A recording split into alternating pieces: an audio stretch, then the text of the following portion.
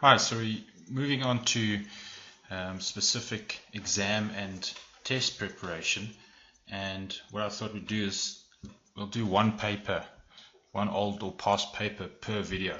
And so this is the first video. So what I've got here is you'll see a grade 11/grade 12 paper. It's from the IB, and we have the sentence structures, and I think we'll do the word structures as well. Alright, so this puts everything together, puts everything that you've learned from the videos into practice so that you can get ready for that test or for that exam. Cool, so let's have a look at our first one here.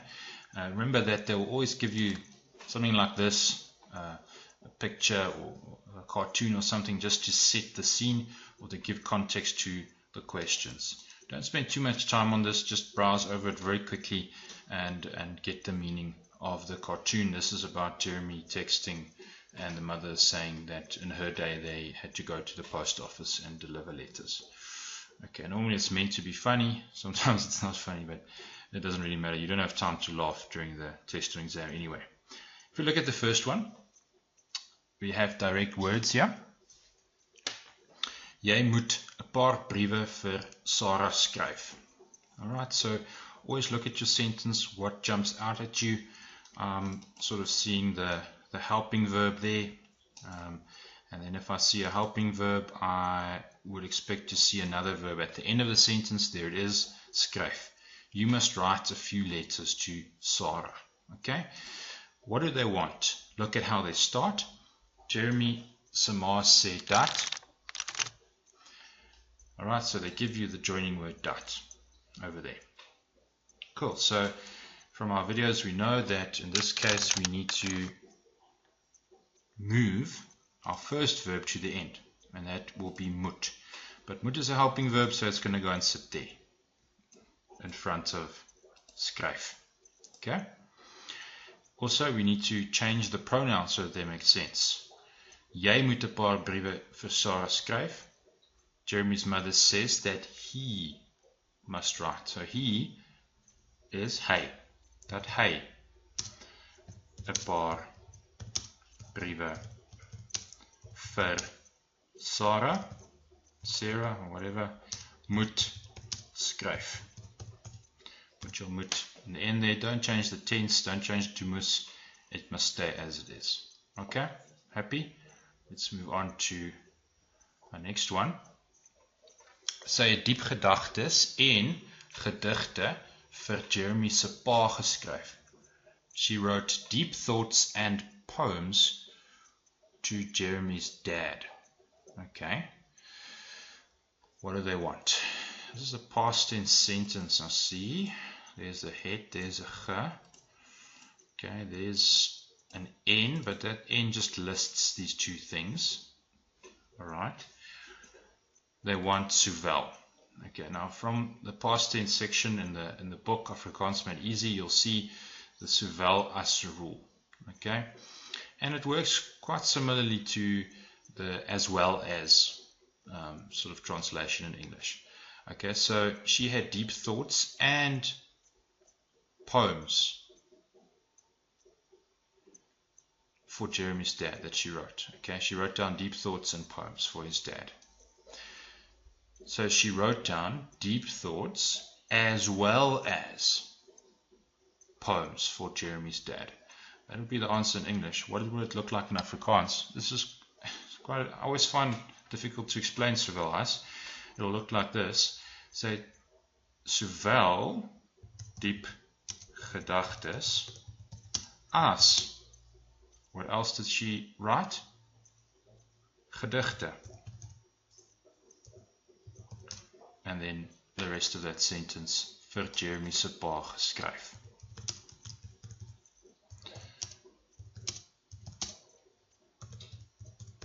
Okay, that's what it will look like. If you want more practice, go to the book, or just follow these videos, and you'll get the hang of it eventually.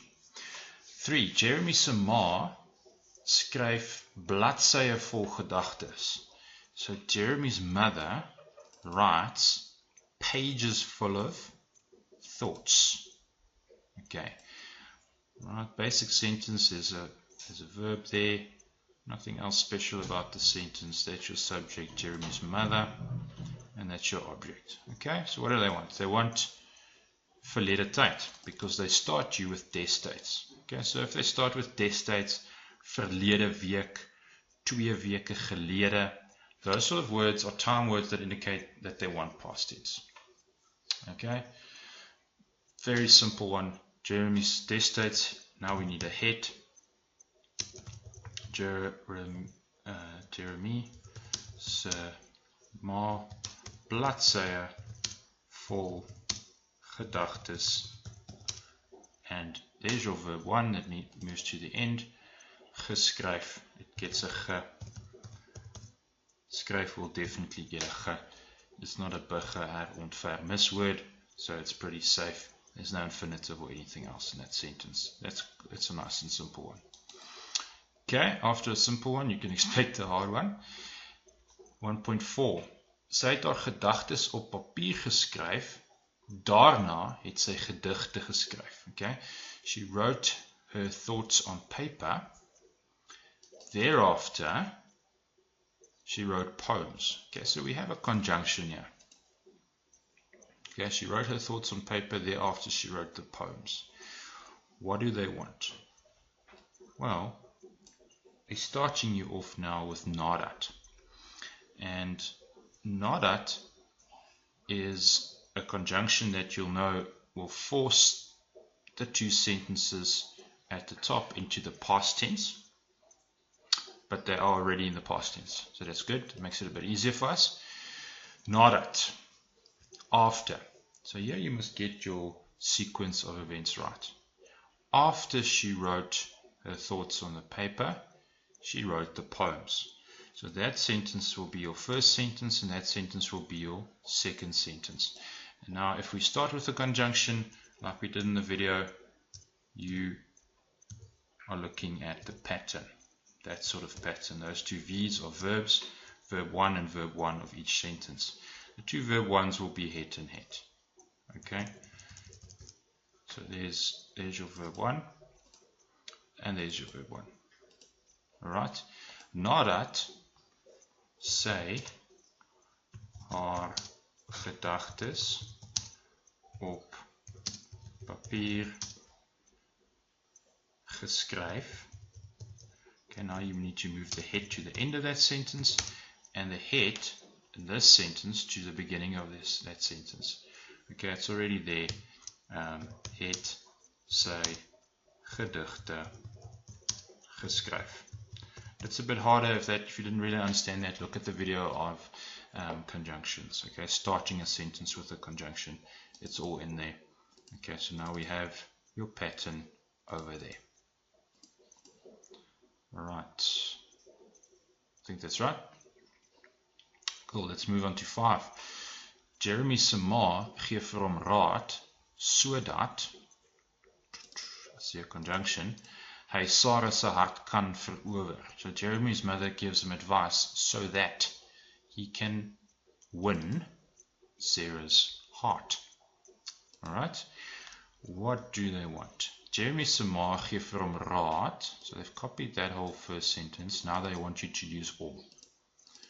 Okay, so in that, we know how to do this from previous videos. I think I gave you 4 steps to do this. First thing is that they don't want you to use the conjunction. They want you to use the te structure. Okay, step 1 was to take out the subject. You can't have a subject in te. Take out the helping verb.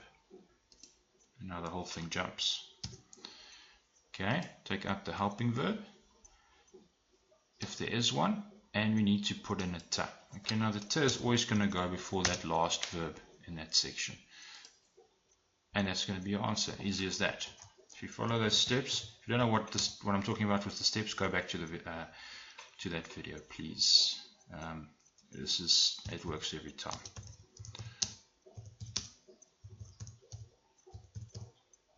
Cool, done. Okay, 1.6. Die brief was binne 'n paar dae by sy pa. Full stop, new sentence. Sy het die brief poskantoor toe gevat. The letter was in a few days it arrived by his dad. She took the letter to the post office. What do they want here? Okay. It's nothing to do with conjunctions.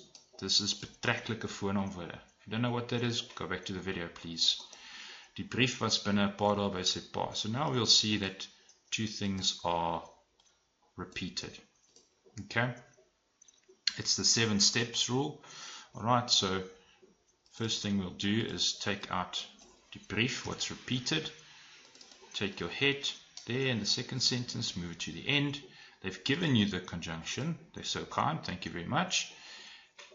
Now you also have a piece left there. Don't forget about that piece. Alright, die brief wat, the rest of that sentence, whatever is left that, I'm literally going to copy it and paste it. Wat sy poskantoor toe gevat het, comma, and then the rest of what was left in sentence 1 was binne 'n paar dae by sy pa. There you go. That's betreklike voornaamwoorde, 7 steps. They gave you the joining word, or not the joining word, the relative pronoun. Easy stuff, done. Cool. 1.7. Jeremy se ma het 'n liefdesbrief by die poskantoor gepos. Jeremy's mother posted a love letter at the post office. Okay, so I see this sentence here is in past tense. Just have a look, always just suss out your sentence a little bit. Have a look at what's going on there. What do they start with? That'll tell us what they want you to do. A liefdesbrief. Well, they start you with the object in the sentence. So if they start you with the object, always, it's going to be leidende vorm. Okay, if you don't know what leidende vorm is, go back to the video, please, on leidende vorm, on how to do this. Before you start working through old papers, just whiz through those videos quickly. Okay, a liefdesbrief. Now, these things work in 3 formulas. Okay, somewhere in your test or whatever, you would have wanted to write down your formula.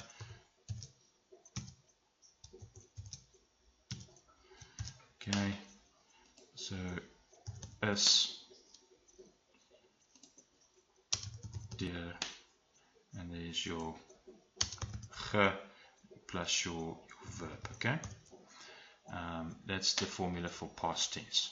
Alright, so now literally you fill in that formula. They started you with the object, liefdesbrief. Now you've got is.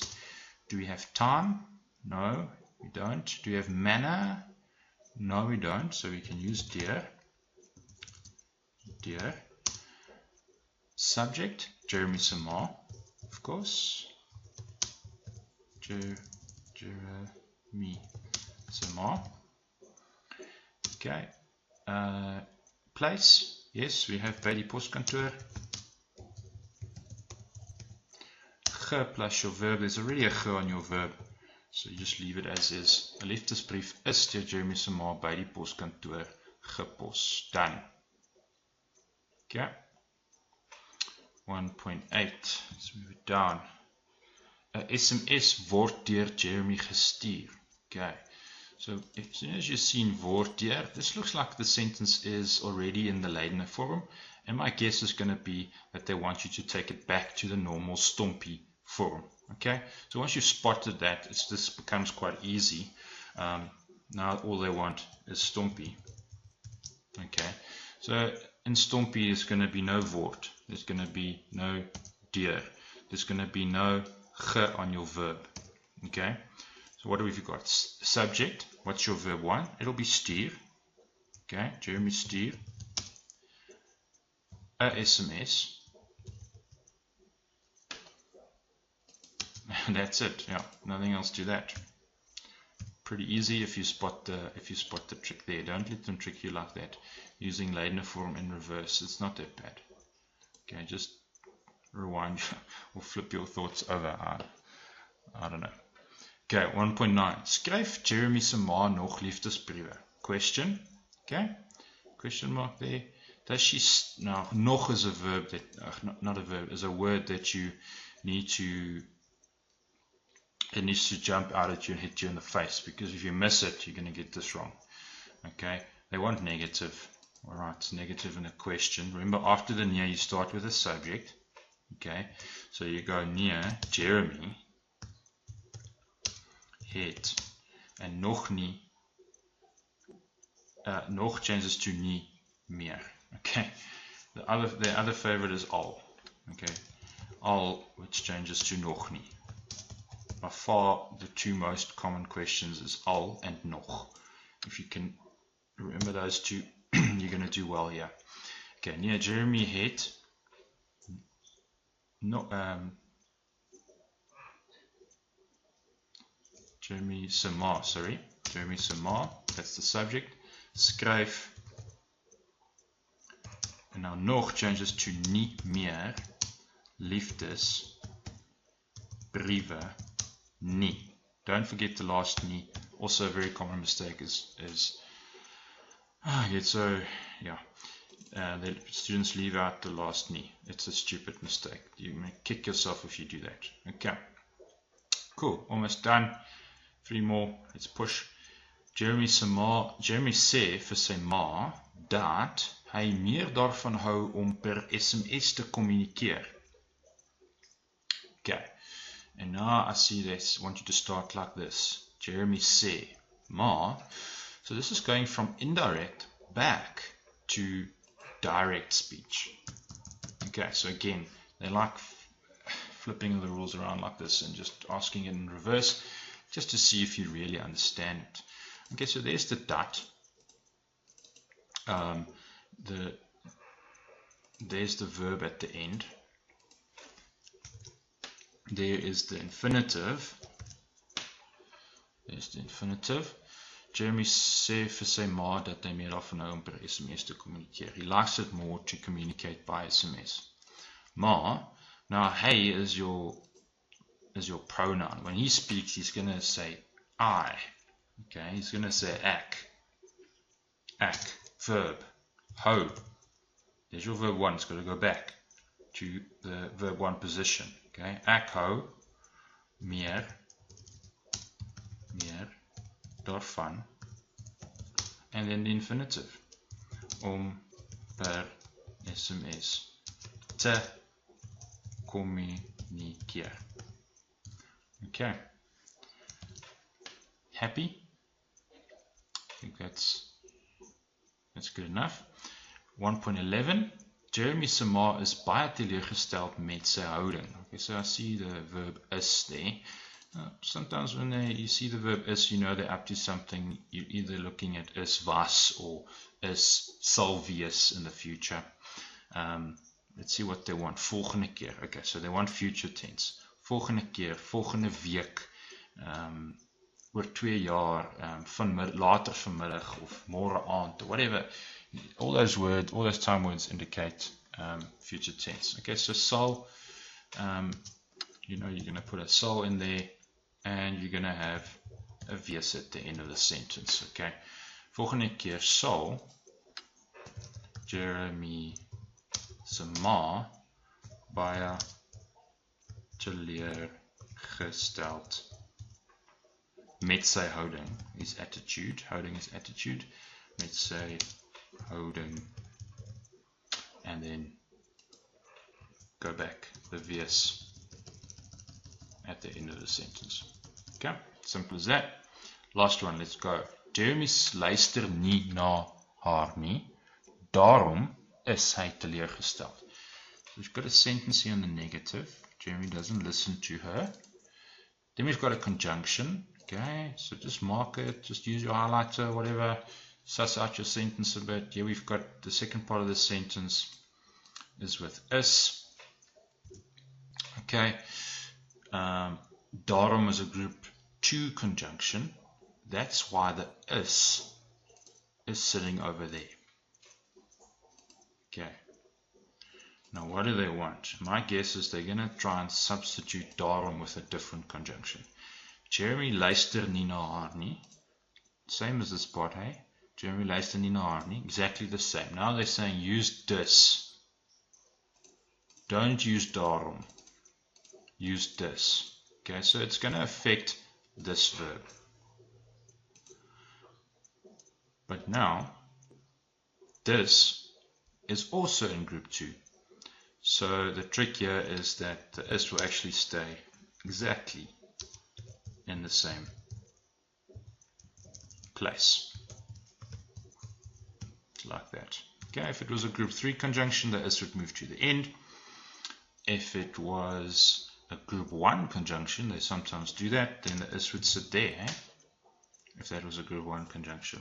Okay, subject verb. Alright, but now it's this is. Say teleurgesteld. Okay, cool. So that's some nice revision.